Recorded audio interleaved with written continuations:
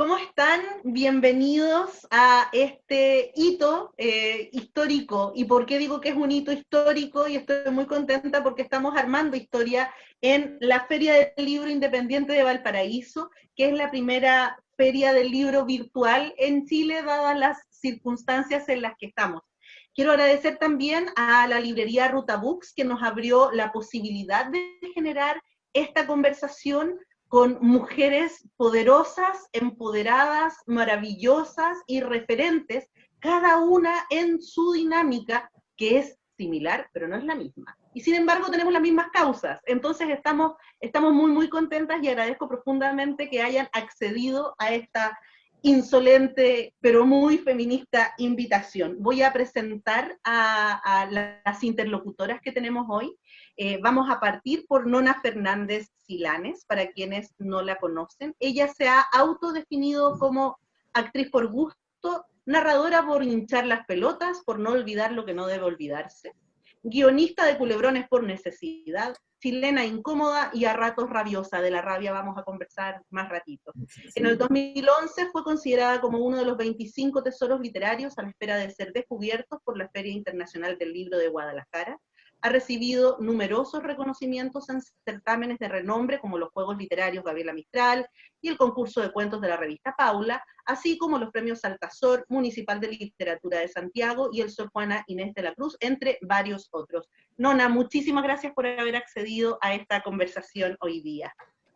Pía Barros. Ella es fumadora empedernida, feminista, tallerista por convicción y doctrina. Es una de las principales voces de la llamada generación de los 80 y una de las autoras más reconocidas del feminismo militante contemporáneo, lo que se refleja claramente en sus escritos, donde destaca su voz erótica y, por cierto, también política. Eso era cuando era más joven, ¿eh? Ahora ya no escribo erótica. No, ya no. Es una etapa, es una etapa. Sí. Referente transgeneracional para las escritoras chilenas, somos todas bien calcetineras de la Pía, no hay nada que hacer al respecto. Ella ha publicado numerosos libros objeto y sus cuentos han sido publicados en más de 30 antologías en distintas partes del mundo. Desde 1976 dirige los talleres literarios Ergosum, es una tallerista de corazón, sumamente generosa de hecho, y es directora de Ediciones Asterión. Es, por cierto, una de las principales cultivadoras del cuento breve en nuestro país. Pía, muchísimas gracias por acompañarnos hoy día. No, y presentando a Margarita Bustos Castillo, además de ser profesora de castellano, es por sobre todo poeta, gestora cultural y activista en pos de las diversidades sexuales y de género en nuestro país. Es egresada del Máster en Género y Estudios Culturales de la Universidad de Chile. Se desempeña como coordinadora del área de diversidades sexuales y de género de la Oficina de Equidad e Inclusión de la Vicerrectoría de Asuntos Estudiantiles y Comunitarios de la Universidad de Chile. Hay que tomar aire entre medio para contar todo. Muy largo eso, ¿no? Sí. Coordinando la Comisión Triestamental de Diversidades Sexuales y de Género, además de planificar y participar en distintas actividades de formación y concientización hacia la comunidad universitaria, pero no solo universitaria, sino que también cultural a nivel nacional y también internacional.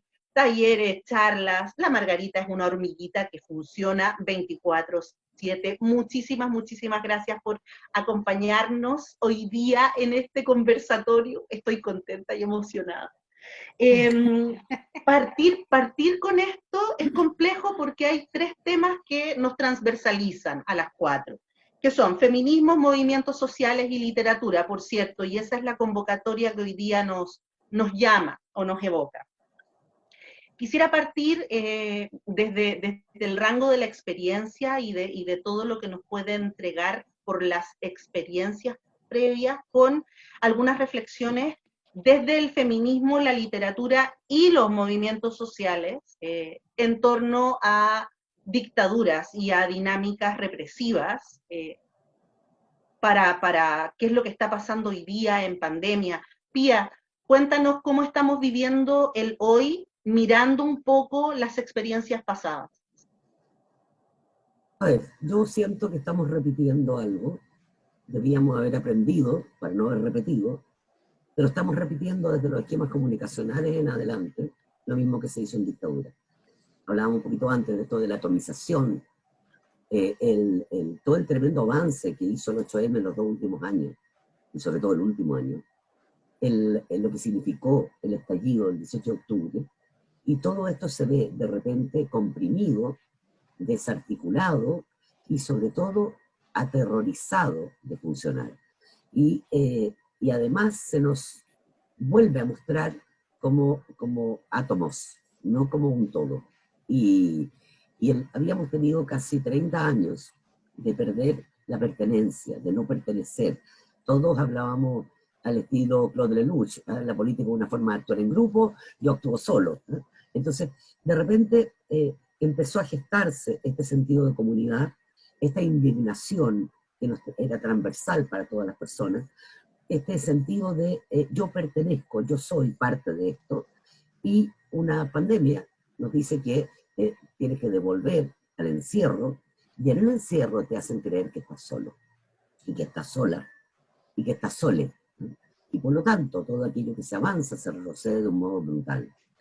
Ahora, yo creo que también hay estrategias que son súper interesantes y que ha desarrollado la comunidad, que esto de armar comunidad también nuevamente. Las ollas comunes son un modo de armar comunidad, pero el Paco Mierda anteayer votando la olla común y llevándose preso a la gente que estaba repartiendo la comida, es un modo también de volver a decirte la precarización en la que estamos. O sea, cuando el Estado desaparece, ¿eh? Yo entiendo lo que hizo el Fondo Monetario, comprimir los estados, ¿eh? Y las dictaduras fueron parte de esta compresión estatal, de reducir el Estado a nada, y también nosotros nos dejamos llevar por aquello de desprestigiar, porque los políticos lo hicieron muy bien, desprestigiar la política, desprestigiar el Estado, desprestigiar las instituciones. Pero esto también es un sistema que lo que se hace es justamente desarticular todo para que ese Estado sea lo menos posible, para que gane aquello que llamamos esta maravilla del capitalismo salvaje, y en el fondo que se gobierne al precio de mercado cada uno de los estamentos que el Estado requiere.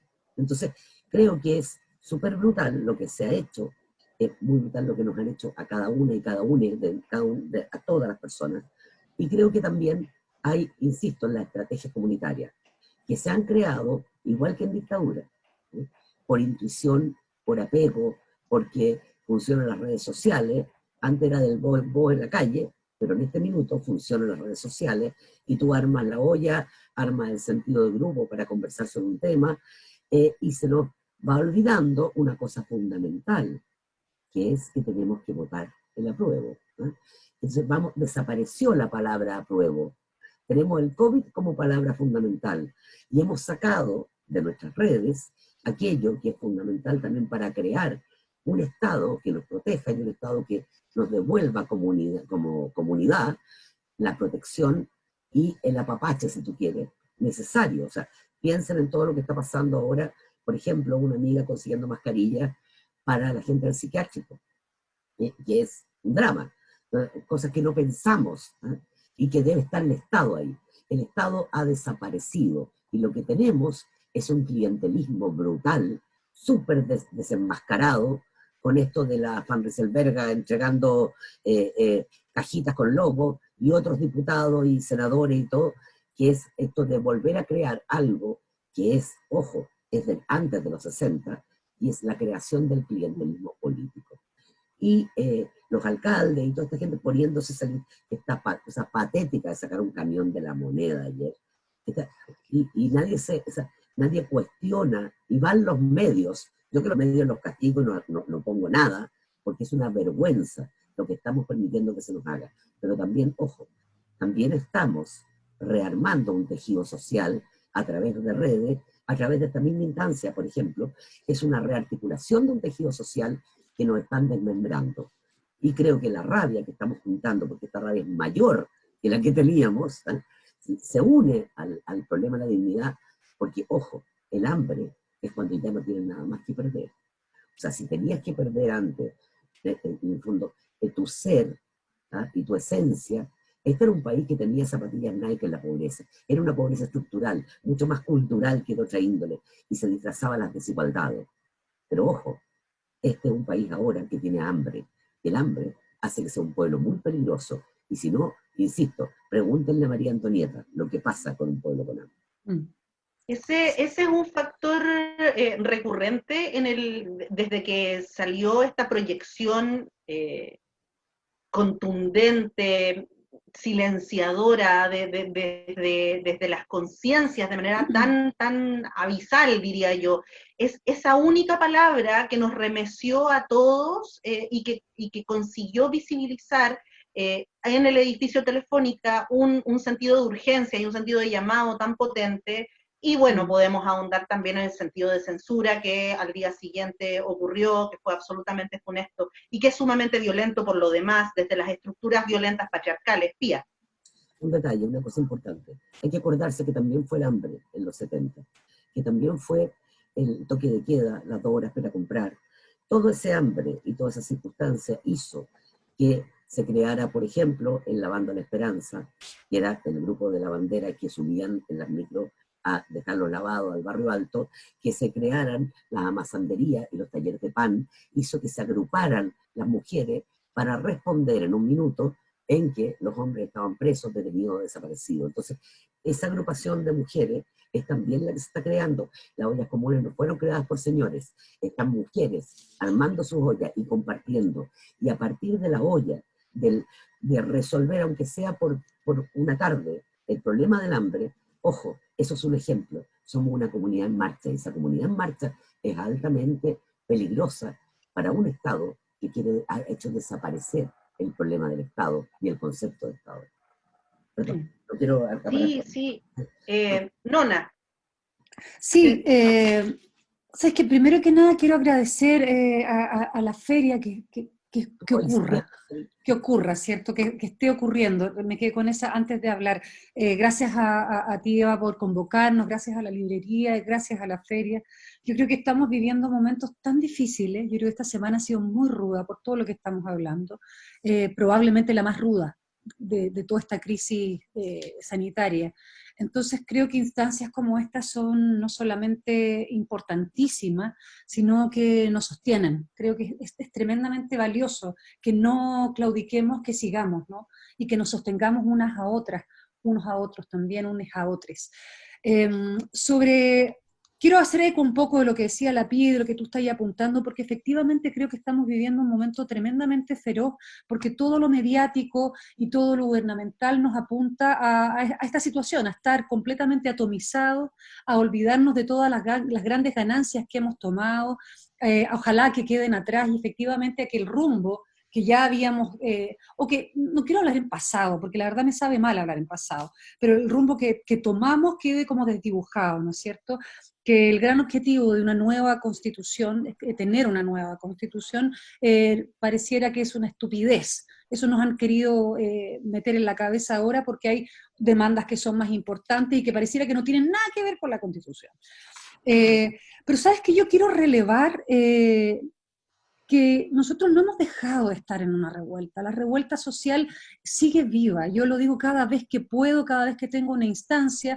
No hemos cambiado, no hemos cambiado la revuelta por la pandemia. Sin duda la pandemia es una situación feroz que nos obliga a tomar una disciplina distinta, nos obliga a atomizarnos, sin duda a encerrarnos y a replantear la revuelta desde un lugar de intimidad.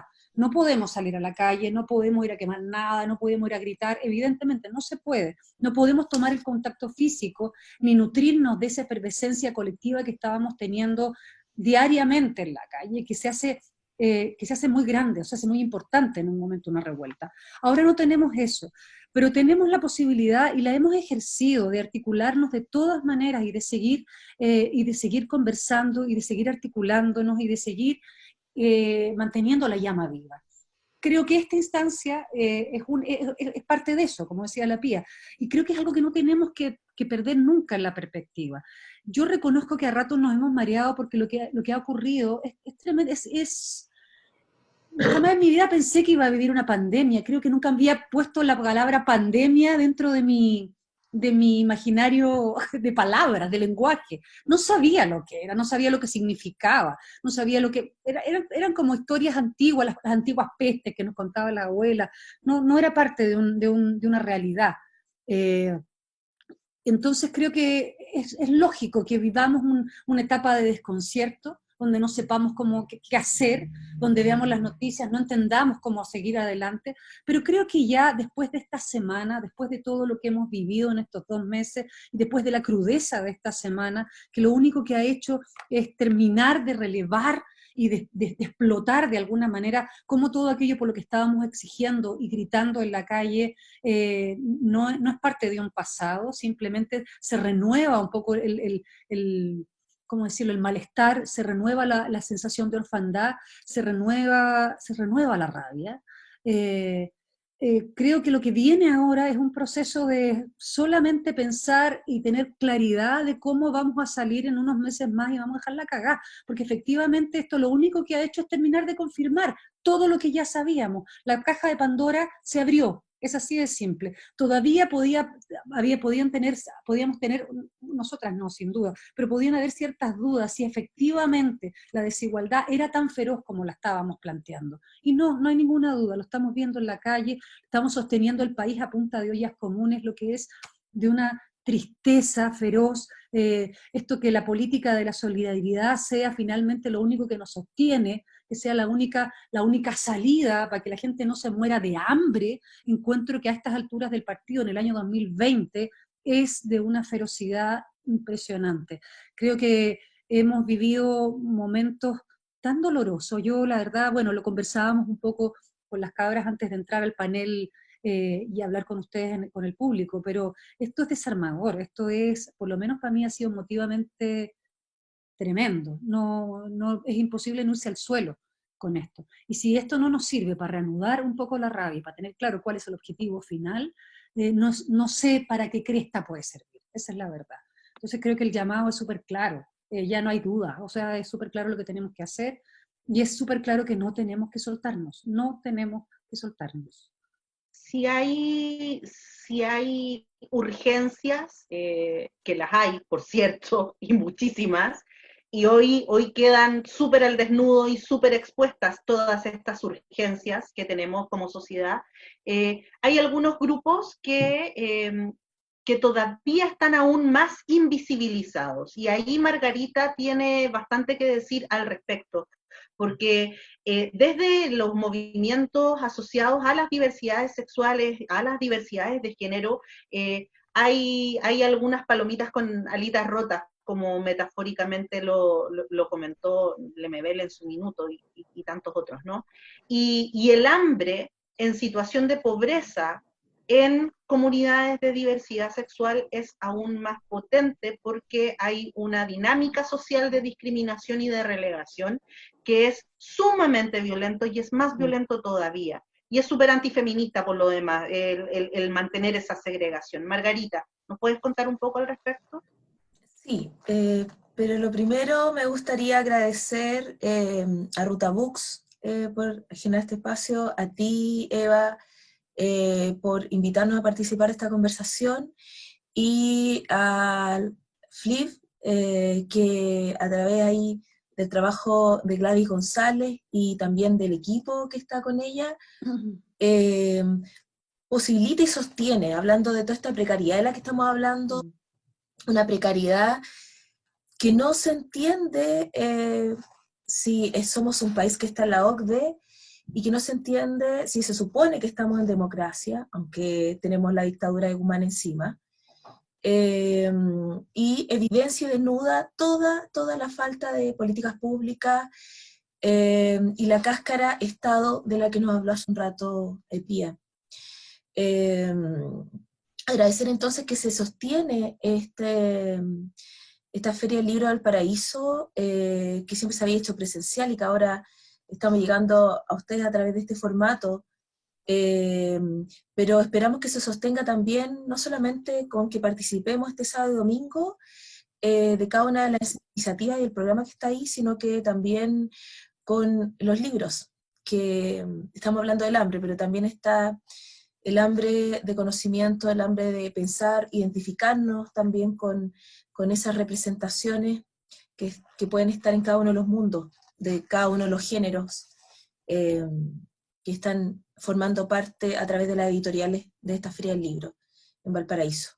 Y frente a la pregunta, decir que bueno, antes de este enclaustramiento, donde nos están mintiendo una y otra vez, de estas estrategias comunicacionales para inocularnos el miedo una y otra vez, que no es lo mismo que tomar precauciones, para intentar desarticularnos en este tejido tan potente que se sostiene y se mantiene desde el 18 de octubre, venía por supuesto trabajándose muchísimo antes, eso no se hace en un día, para nada.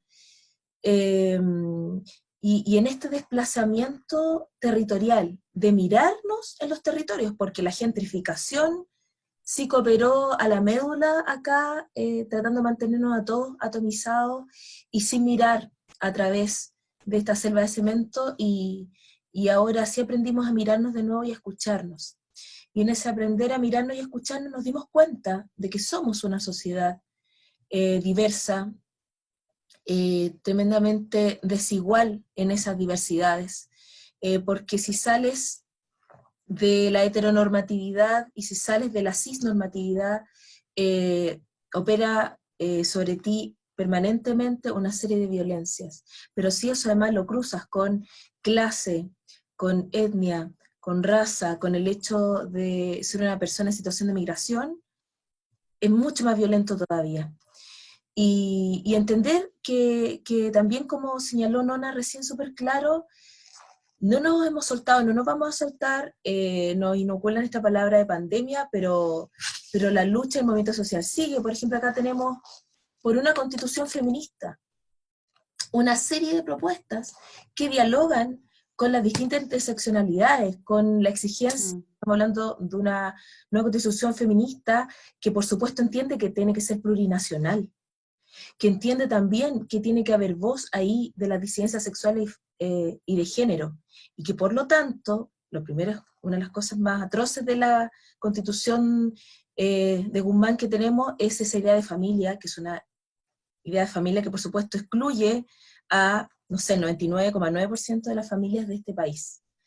Entonces, desde ahí entender que la pandemia, el hambre, la censura, las violencias del patriarcado, cuando hablamos que las violencias se han exacerbado en un 70 y tanto % sobre las mujeres y los niños en este confinamiento, bueno, es sobre mujeres heterosexuales, lesbianas, cisgénero, transgénero, y más en contexto de que las migajas que entrega el Estado están diseñadas para unidad de familia, dejando afuera muchas veces las familias monoparentales, pero sobre todo dejando totalmente fuera a aquellas y aquellos que no conforman esa idea de familia con hijos, y por ende hay mucha hambre en estos momentos, a las compañeras trans, transmigrantes, que ni siquiera están enroladas, reconocidas por el sistema.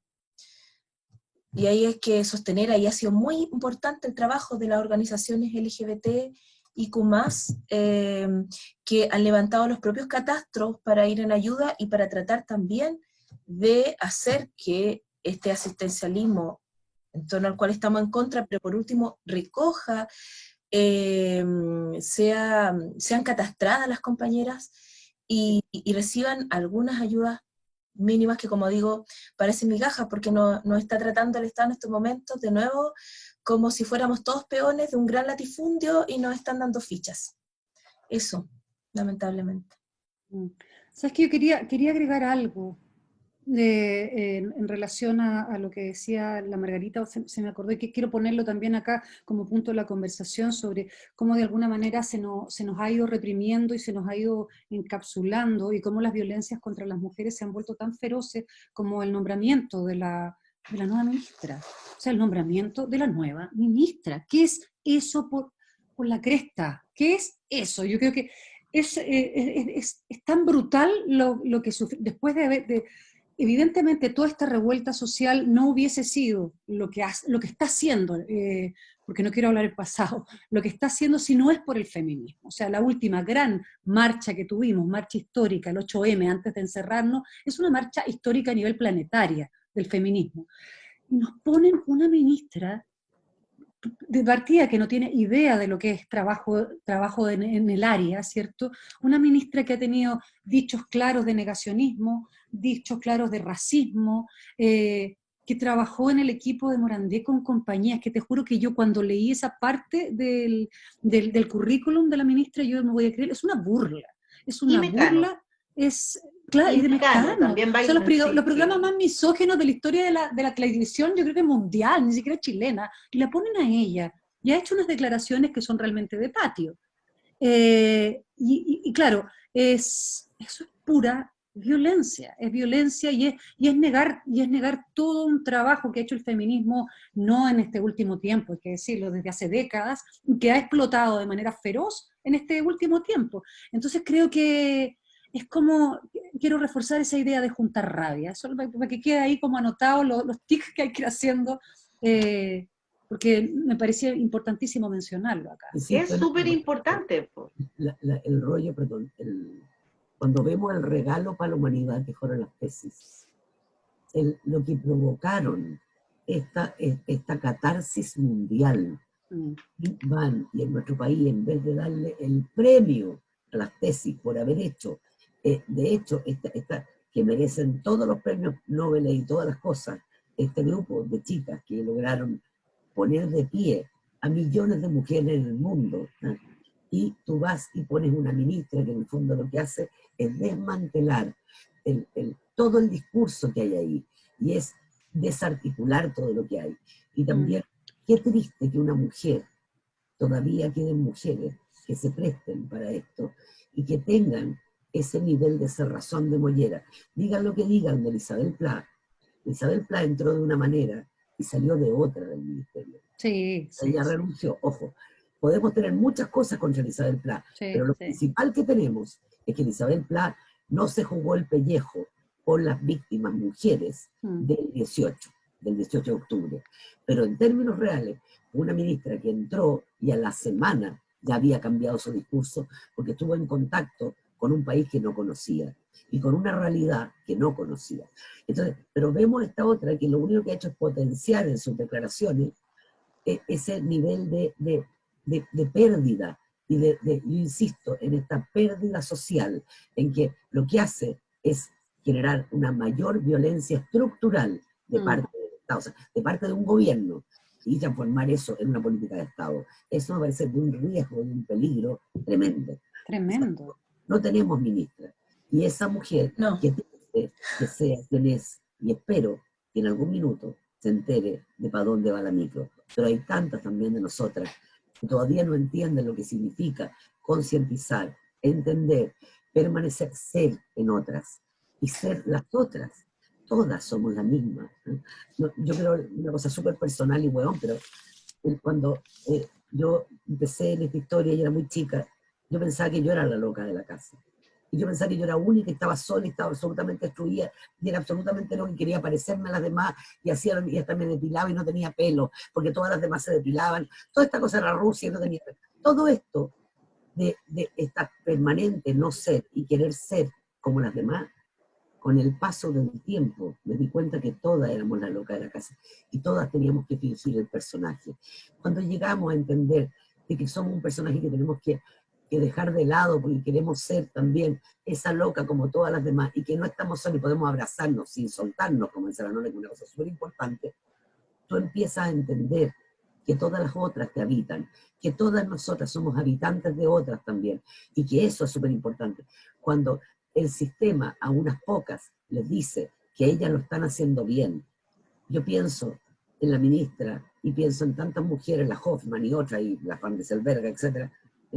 Alguien a ella le habrá dicho alguna vez que también son las locas de la casa. Alguna vez se habrán mirado al espejo y habrán tenido que enfrentarse a sí mismas y saber que esa loca de la casa tiene otras locas que están con ella, o tienen que seguir hincándose y bajando la cerviz ante un sistema feudal como el patriarcado y tener que seguir para ser aceptada. Qué tristeza la de esas mujeres. O sea, yo ni siquiera ya a esta altura puedo criticarlas, me da pena, me dan ganas de llorar.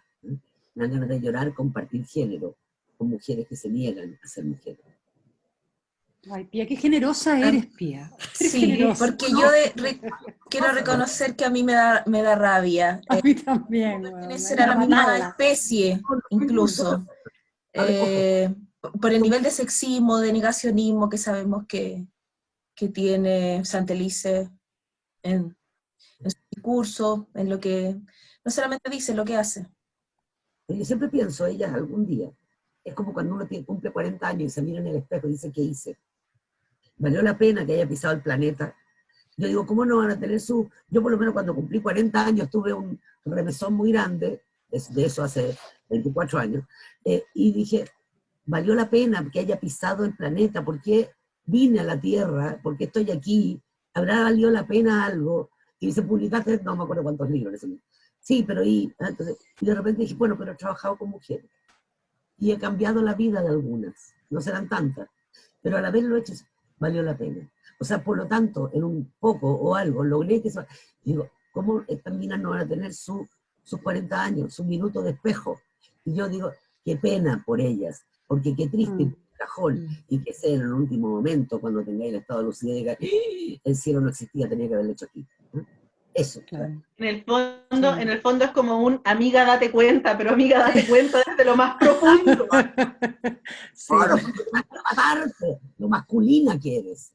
Me dan ganas de matar a aquel sujeto varón blanco en etapa productiva que eres cada una de ellas. Y es ahí cuando te pasa el horror. Y yo tiendo ahí, me baja la culpa judeo-cristiana y digo, pobres mujeres. Pobrecito, Pobres. sí, no. No, y hay que entender también que Ahí hay toda una... yo creo que todas hemos hecho o continuamos haciendo un trabajo de, perdona Pía, de construcción al respecto, porque claro, somos parte de un modelo, crecimos y nos criamos en este modelo patriarcal, y uno a veces no se da cuenta cómo ejercís ese lugar y te pilláis, cuando te miráis al espejo y te pilláis y decís, chucha, mierda, ojo con esto. Y estamos en ese constante, porque finalmente uno no nace feminista, uno se ha ido construyendo en ese feminismo, y estamos aprendiendo todos los días. Algunas se tardan mucho, como por ejemplo la ministra. Claro, otras somos más rápidas, no sé, o tenemos más conciencia del otro y la otra, ¿cierto? Pero es parte de un trabajo, sin duda que es parte de un trabajo que todas vamos haciendo día a día. Yo quería hacer una acotación o dejarla sobre la mesa, no es dejarles la pelota a ustedes, sino que la compartamos entre las cuatro. Pero ¿qué pasa con el sentido feminista, este sentir de la identidad mujer y la política? Porque generalmente, porque hoy estamos, a raíz de lo que ustedes mismas conversaban y decían, pucha, la ministra, y sí, hashtag no tenemos ministra y seguimos sin ministra, lamentablemente, esperamos que en algún momento consigamos tenerla, pero da la sensación, y lo conversamos en algún minuto en redes sociales sobre todo, que ¿qué otras alternativas teníamos para ministra dentro de este gobierno? Porque ideológicamente la derecha es súper patriarcal. Entonces, ¿qué pasa? No quiero generar estereotipos tampoco, estoy hablando de generalidades, porque obviamente pueden haber mujeres de derecha que también se definan como feministas, pueden haber, no las conozco, pero pueden haber, no quiero dejar ahí como la apertura de la duda. Sin embargo, el movimiento feminista tiene una identificación ideológica con los movimientos de izquierda. Naturalmente, así se ha dado esa corriente. ¿Es compatible pensar, yo sé que es muy ridículo lo que estoy planteando, pero desideologizar o sacar la política partidista del feminismo? A ver, lo primero es que si algo tiene el feminismo es que es anticapitalista. Claro. Por lo que está inserto en el capital o en el concepto de capital que hemos llevado hasta ahora. Yo conozco varias feministas de derecha y que han hecho un proceso interesante también de pensar, porque el problema estamos ligando algo a una ideología que tiene que ver con la economía. Y por desgracia, vivimos en un sistema globalizado que de verdad debe pensar la economía. Entonces, yo creo que hay, no seamos tan sectarias, porque hay mujeres de derecha que tienen un concepto del capital que además es más alternativo y que además es ese capital que pasa por un cuidado de ciertas cosas que también las promueve el feminismo, que es los ecosistemas, en el fondo la ecología y el manejo social de un modo que es distinto al que yo pienso, porque nosotros, yo soy vieja y tiendo a pensar en la economía, entre comillas, de la cooperación, de la integración grupal, y además pensar en aquello que para mí es súper importante y que es algo que está pasado de moda, que son los bienes simbólicos, por sobre los bienes tangibles. Pero yo creo que hay, ojo, tenemos que abrirnos a entender ya esas discusiones que yo las he tenido, y me parecen súper interesantes también esas otras ideas. No las comparto. No las comparto porque de algún modo soy más vieja.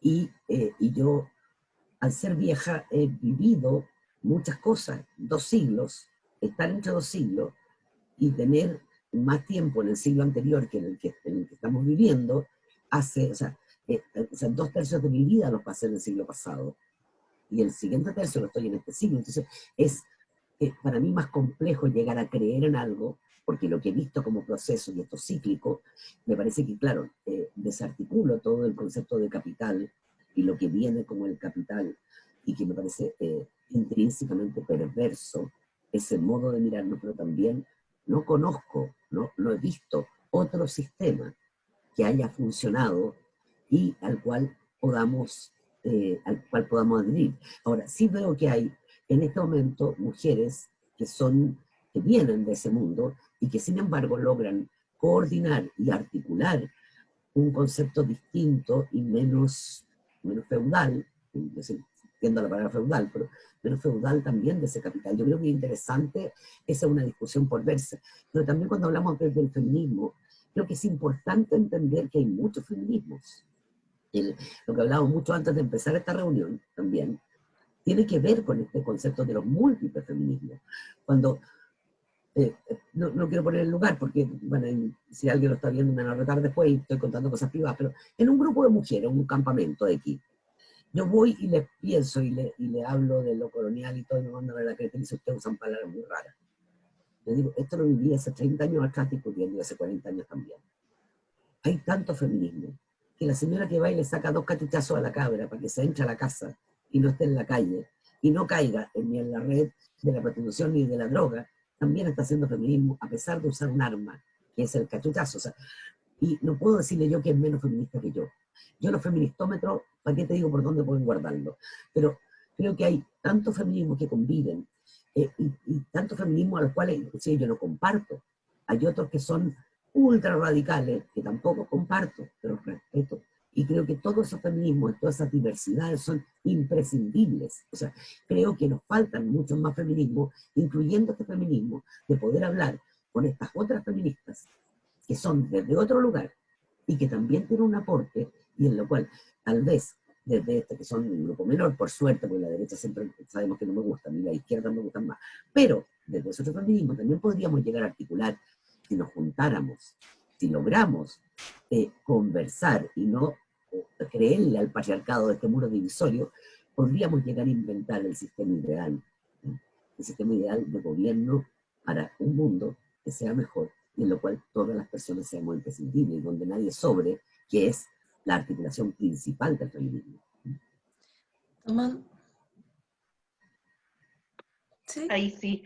Qué importante entender que no estamos en guerra, ¿verdad?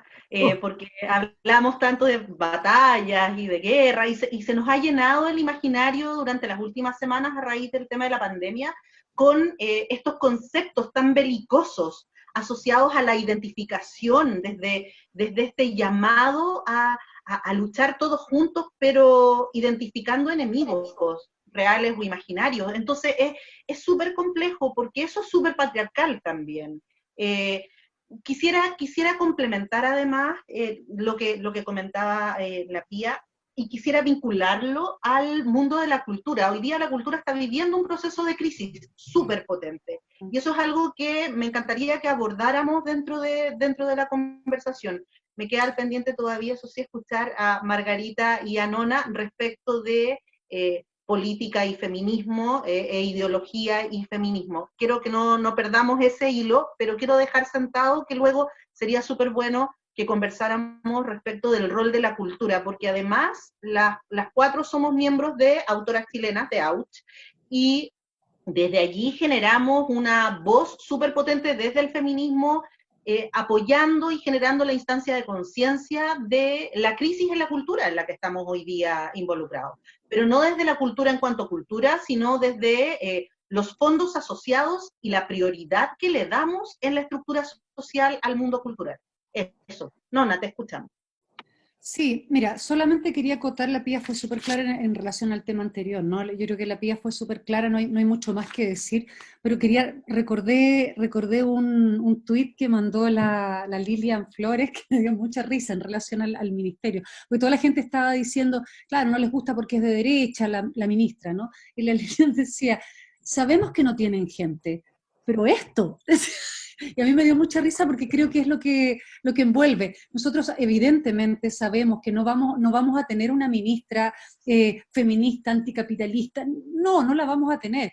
A lo más va a ser un feminismo muy conservador, de derecha, sin duda, pero una persona que sea una contraparte. Lo que uno necesita es una contraparte. Y aquí me voy a pasar al tema de la cultura, como por ejemplo puede llegar a serlo la ministra de la Cultura. Cuando ponen a la ministra, después de todo lo que nos pasó con Roja, ponen a la ministra, y la ministra es una mujer que ha tenido todo un trabajo en el área de patrimonio, que ha estado vinculada a la cultura, y tú dices, ya, ella es una ministra de derecha, no va a ser la ministra que nosotros vamos a elegir probablemente, pero es una mujer que es una contraparte. Ahora, en relación a la crisis que estamos viviendo en términos culturales, en términos de lo que somos los trabajadores y las trabajadoras de la cultura, ¿cierto? Que es una gran cagala que tenemos en este minuto, porque vivimos somos en general gente muy precarizada, que en general somos muy precarizados, no vivimos de nuestro trabajo cultural, no vivimos de nuestro trabajo creativo, hay una larga cadena, no son solamente los creadores, sino que también todas las personas que trabajan, por ejemplo, en el área del libro, que es la que nos tiene hoy día convocadas, claro, hay una gran cantidad, editores, libreros, distribuidores, diseñadores, o sea, correctores, es una gran cadena, no solamente la persona que escribe el libro, hay una cantidad de gente que está detrás, que en este minuto está en pelota, porque esa es la realidad, está en pelota. Y estamos en un momento donde, claro, como en todas las áreas, hablábamos recién del hambre, eso ya es como lo máximo que podemos llegar, pero acá lo que tenemos es que no tenemos capacidad, porque la pandemia nos lo ha prohibido, de generar nuestros recursos. O sea, ya era difícil antes, ahora se ha vuelto imposible, absolutamente imposible. Y se requeriría en este caso de una ayuda estatal bastante más significante, ¿cierto? Cuando recién partió esto, el ministerio dijo, bueno, no se preocupen, nosotros vamos a flexibilizar las rendiciones. Entonces, no. Mientras tenemos a Francia, mientras tenemos a Alemania diciendo que la cultura va a ser un bien de primera necesidad, que con ese criterio se va a atacar la pandemia, y con ese criterio vamos a subvencionarla, tú decir, lo que nosotros esperamos es algo similar o más o menos con ese nivel de solvencia. Lo que tenemos ahora, yo creo que lo que ha ocurrido ha sido más o menos lamentable en muchas áreas, porque el ministerio no ha dialogado con las bases, ha informado, ha llamado a mesas y ha informado un poco cuáles van a ser los criterios de ayuda y las formalidades de ayuda. Y creo que lo más difícil, lo más triste, es que tampoco ha tenido la voluntad política real, y ahí yo apunto derechamente a la ministra, porque hay funcionarios en el mundo de la cultura y en el aparataje del ministerio que hacen lo que pueden, pero lo que uno requiere es tener a una ministra o a un ministro, en este caso tenemos una ministra, con voluntad política para jugársela, y para pedir a Hacienda necesito subvención, yo no puedo tener a la gente concursando por la plata. Los concursos, o sea, creo que es una burla el concurso en este minuto. En el caso de las artes escénicas, yo también trabajo mucho, soy parte del mundo de las artes escénicas, los concursos se vuelven realmente...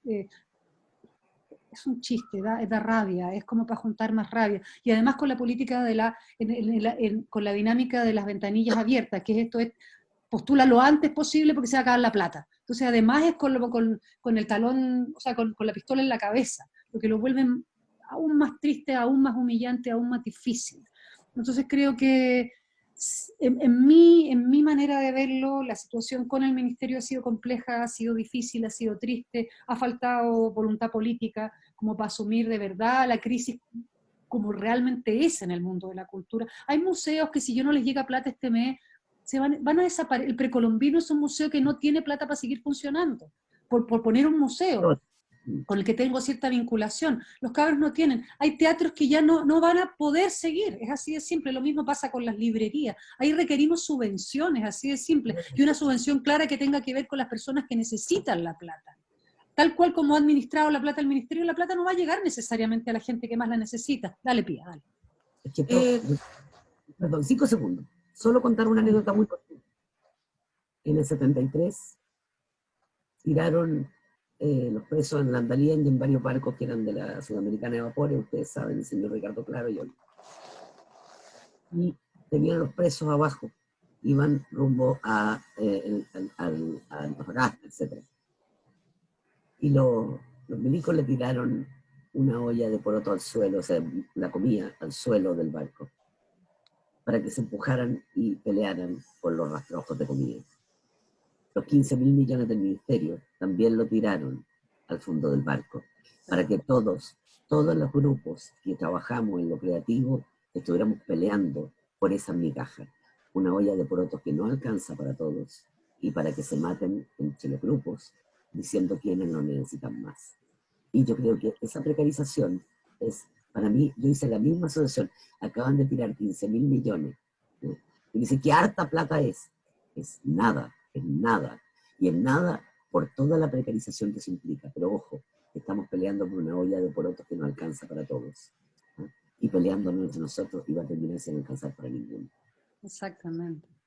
Y algo más triste todavía, que no es ni siquiera una plata que se haya puesto, es plata que no, para que se entienda, es plata que el ministerio, de muchos proyectos que no se pueden realizar y que se ponen en este fondo común. Porque muchas veces salió en algún minuto mucha gente reclamando, ¿cómo le ponen plata? 15.000 millones para la cultura. Hoy, si son los 15.000 millones que no se pudieron ocupar porque la gente no puede viajar, porque hay programas que no se pueden realizar. Entonces, ni siquiera hay un aporte del Estado especial o específico. El Estado no ha hecho nada. No ha puesto un peso por la cultura, nada. Y no olvidemos un detalle. Todos nosotros nos dejamos avasallar por ese eufemismo espantoso de la industria cultural. Aquí hay movimientos culturales que nunca han sido parte de esa industria. Perdón, Margarita. Sí. Hablando y tomándome de eso último, de los movimientos culturales, de quienes tampoco quieren transar con tener que poner el logo del gobierno en sus actividades, acciones y de lo que viven todo el año, porque se dedican solo a la cultura. Decíamos, está tan precarizada desde la dictadura en adelante y ahora todo eso más exacerbado, pero lo único que hace la pandemia es simplemente desnudar lo que se tapa a veces con un comercial, con una banderita, con un eslogan. Y entender que cuando hablamos de la precarización máxima hacia la cultura en general, las distintas expresiones culturales, y pensando específicamente ahora en la cadena del libro, no solamente en quienes están funcionando durante el año con las postulaciones de estos proyectos, o que ya se lo adjudicaron y dependían de esos recursos que muchas regiones no han sido entregados también, están retenidos. Pero hay una otra maquinaria de movimientos culturales más precarizada aún, porque comían en el techo de una pieza a raíz de lo que hacían un fin de semana, o del día jueves al día sábado. Estoy pensando en danza, teatro, circo, y por supuesto también las editoriales cartoneras, por ejemplo. Claro. Que esas cifras no las tenemos. ¿Cómo se sostienen ahora? Siento que absolutamente todo ha cerrado, no solamente los teatros potentes que conocíamos, los museos, como lo mencionaba Nona, lo que está pasando ahora, pero eso es lo magno, lo más visible. Pero ¿qué pasa? estoy pensando específicamente en Valparaíso, que es como un espacio territorial que quiero muchísimo y que conozco, donde la mayoría del movimiento cultural funciona de manera totalmente under, donde dependen absolutamente de recorridos en la noche para ir de un bar en otro juntando las monedas, donde eso es tu vida, no es lo que amas hacer, pero además tiene un trabajo formal con un sueldo. Entonces, ¿cómo se come ahí? ¿Cómo se sostiene la vida ahí? Si además eso es lo que amas hacer y lo que sabes hacer bien. En esta lógica mercantilizadora y deshumanizante de reinventémonos, utilicemos la tecnología para... Esto Claro. no posibilita todas las formas de expresión, es tremendamente restrictivo, estamos utilizándolo porque no tenemos de otra, pero no es útil y tampoco está al alcance de todos y todas. Eso respecto a lo de la cultura específicamente, pero yéndome a la otra idea anterior, cuando estábamos hablando de los feminismos en relación a la política, también recordar que hay muchas compañeras feministas, compañeros feministas, apartidistas, que no solamente ahora, que hubo una gran decepción de cuando se volvió a la democracia, Chile la alegría ya viene, y las pocas compañeras miristas que sobrevivieron, las que retornaron, ya no creían en los partidos políticos, y empezaron a trabajar desde el feminismo, específicamente. Otras, por supuesto, se sumaron a algunos partidos políticos, pero también en las formas de operar sabemos que son tremendamente patriarcales. Entonces ahí va como uno tranza o no, en pos de estos proyectos colectivos y de las metodologías que hay también en ellos. Eso, como acotación.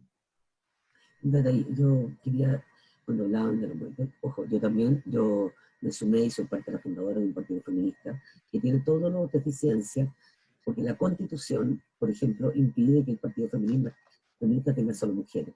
Entonces, para que ustedes sepan, no, la Constitución impide que un partido sea de un solo género. Tiene que tener al menos el 40% del otro género. Eso para que ustedes sepan. Es parte del rol. Entonces, el cómo armar un partido, está todavía una cosa en armándose, tratando de hacerlo desde las mujeres, pero ojo, desde el feminismo, pero un feminismo que no puede ser solo de mujeres. Mira la complejidad. Tenemos varios hombres, lo que es interesante. Ahora, una cosa aparte... El PAF, yo soy del PAF. Sí. Y a mucha honra. Una cosa que a mí que tiene que ver con este grupo de trabajo cultural, que hablamos de la invisibilización, y que tiene que ver también con lo que significa nuestro Ministerio de las Culturas. Dentro del Ministerio hay gente maravillosa, funcionarios que llevan años sacándose la cresta por proyectos. No quiero decir nombres porque me van a matar todas las otras, pero conozco un lote de mujeres fantásticas que han dejado el pellejo en la calle para llevar la cultura a espacios que no están adscritos, entre comillas, a toda la red. Y dentro de eso también, y fuera de eso, están las otras mujeres, las que están fuera de ese aparato. Estoy pensando en una de Puerto Montt, que hacen libros cartoneros preciosos, que tienen un grupo de mujeres espectaculares y que van en bote a dar talleres a las diferentes islas, a otras mujeres. Esas mujeres, por ejemplo, cuando tú tienes que postular a un fondo, las postulaciones, el modo de postular, tú no puedes poner el rollo que hay, cuál es tu currículum. O sea, si yo postulo algo, tengo muchos años de servicio, tengo muchas cosas públicas que poner. ¿Cómo no va a estar en desmedro un par de chicas jóvenes que están haciendo un trabajo maravilloso, que llevan un montón de tiempo, pero que sus cosas no han sido públicas, pero están dentro del circuito?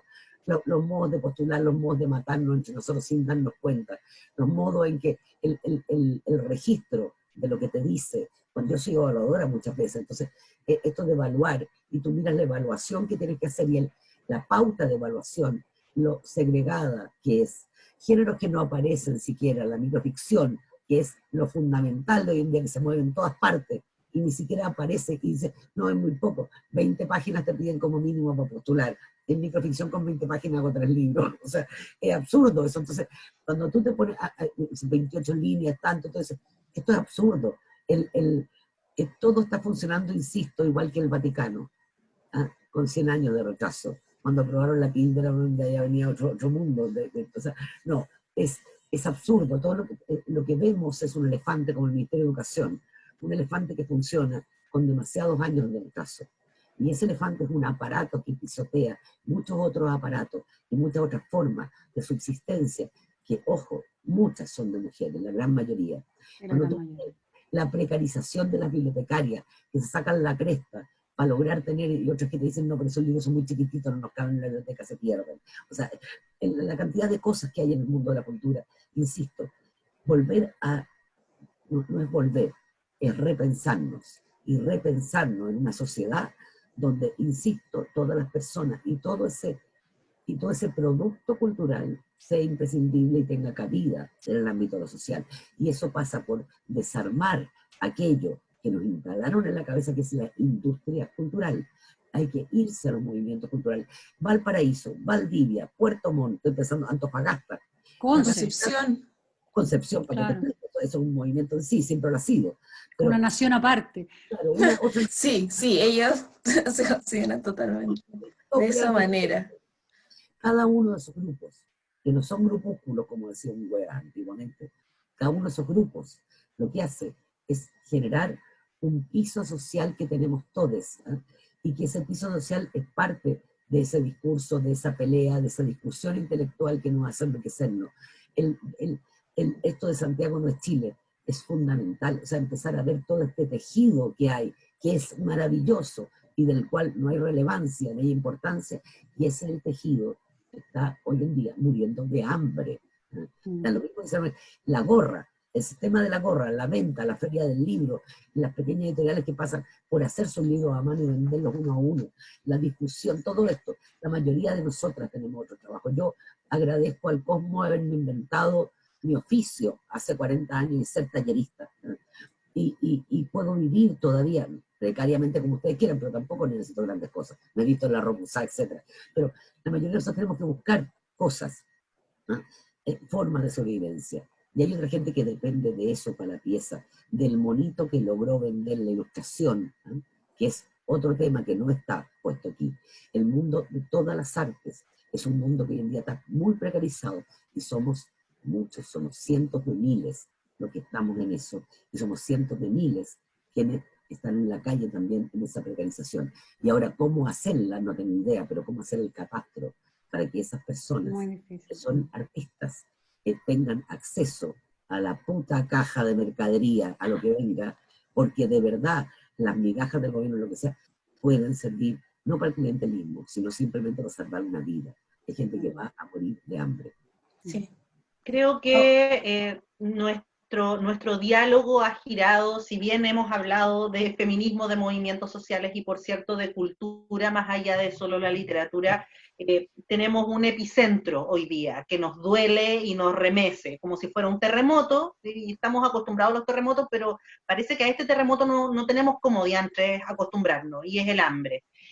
Yo les quiero agradecer profundamente el hecho de que hayan tomado este tiempo, que hayamos compartido este espacio. Muchas gracias a Flip por habernos entregado esta posibilidad y a Ruta Books por habernos abierto la puerta del espacio de las redes. Y qué bonito pensar que si bien no tenemos las calles, tenemos las redes sociales. Usémoslas, ya que es lo que tenemos hoy día, usémoslas, para no sentirnos solos, para que no nos convenzan de que estamos aislados, sino que todo lo contrario, seguimos trabajando y seguimos avanzando. Pese a la pandemia, pese al aislamiento que tratan de convencernos, pero no, ocupemos la virtualidad para revertir esta situación, para generar conciencia, memoria, sentido de justicia, permanencia, y como bien dice la nona cada rato, seguir juntando rabia, ¿verdad? Porque hay la bronca, yo me acuerdo mucho la canción de Gervasio, La Bronca, que a mí me resuena a cada rato y siento que es tan contemporánea. Para los que no la conocen, por favor, vayan. La Bronca. Tremenda canción, La Bronca. Muchachas, chiquillas, amigas, hermanas, les entrego ahí la posibilidad para que den las últimas reflexiones para ir cerrando ya. Pía. No, una sola cosa que era la que hablábamos antes de, ni solas ni pronto, sino con todas y a tiempo. Muy cierto, muy cierto. Nona. Nada, puras gracias, un gusto verlas, primero que nada, un gusto escucharlas, las echo de menos, y es rico verlas. Y muchas gracias a la feria, muchas gracias a la librería por la instancia y Juntemos Radio, sin duda. Bueno, que algo que se reiteró mucho acá, para poder pensarnos necesitamos espacios, tiempos, lo que está difícil, producto de los hacinamientos, pero sobre todo está difícil porque el patriarcado sigue creyendo que el cuidado de los otros y las tareas en confinamiento están en relación a nuestro sexogénero. Entonces hay más conciencia, más diálogo y más acción, tratar de que todos, todas, todes nos hagamos responsables de los espacios que estamos habitando, para que nosotras tengamos tiempo de pensarnos. Un abrazo. Muchas, muchas gracias por este espacio. Los dejamos cordialmente invitados a seguir disfrutando y revisando todas las actividades que tiene la feria durante lo que queda de hoy y mañana domingo. Hay descuentos en los distintos stands virtuales, así que yo les recomiendo que hagan una revisión, porque hay que seguir apoyando la cultura, hay que seguir apoyando la literatura. Este tipo de instancias corresponden de alguna manera a nuestras propias ollas comunes, ¿no? Desde el mundo de la cultura. Entonces necesitamos seguir generando este tipo de espacios, instancias y gestiones activas de solidaridad finalmente, porque eso es lo que nos transforma en seres humanos. Muchísimas, muchísimas gracias por habernos acompañado hoy día y que tengan un lindo y muy cultural fin de semana.